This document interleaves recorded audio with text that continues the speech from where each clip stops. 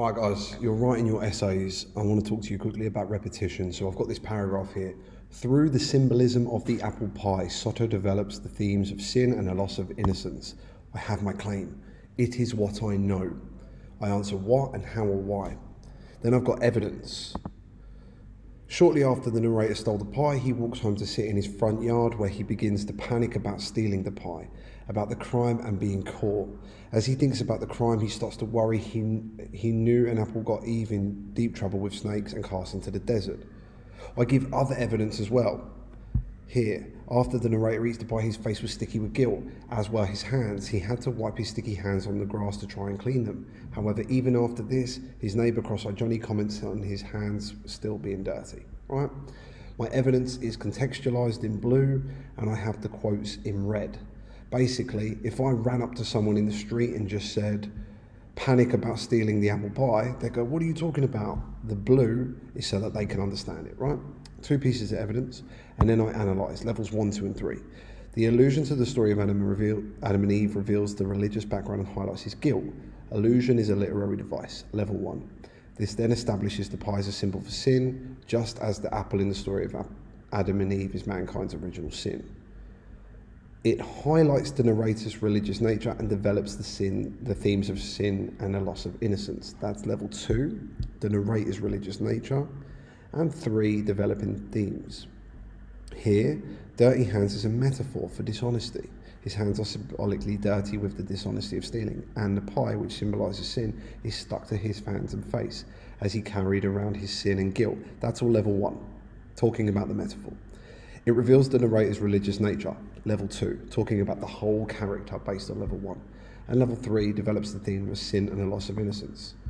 I finish with my relate statement. As a result, using the apple pie as a symbol for sin, so I was able to develop themes of innocence and sin. There's a problem. I have written develops themes of sin and a loss of innocence 3 times now. It's level 3 at the end of my first piece of evidence. It's level 3 at the end of my second piece of evidence, and it's in the claim. This is problematic. We need to avoid repetition. Delete it where it's repeated. Okay? If the first piece of evidence has a theme and your second piece of evidence develops the same theme, don't say it twice, especially if it's got it in the claim. Just say it once, at the end, for instance. Avoid repetition. You don't need the same things twice or thrice. Also, it highlights the narrator's religious nature. It also reveals the narrator's religious nature. Both level 2 reveals to the whole character. I need to consider other factors of level 2. I get rid of it. Instead, I've written, this sets a religious tone and signifies the narrator's loss of innocence. It's different. I don't repeat myself. I talk about tone and losing innocence as opposed to his religious nature. Again, consider the plot, tone, setting. Also, connect and go deeper. When you find that you have 2 pieces of evidence, they're very different devices maybe. So you have very different level 1, but your level 2 and level 3 are the same, and you end up having to delete it, and then there's less to be said. Go deeper. Think about the historical context, what was important about the time it was written, think about the author's life, how did their experiences shape their writing, and think about the literary movement. Is it an example of realism or naturalism, as with The Necklace? Romanticism, dark romanticism, The Telltale Heart. Sorry, not romanticism, dark romanticism or American Gothic, The Telltale Heart. Or modernism, The Most Dangerous Game, right?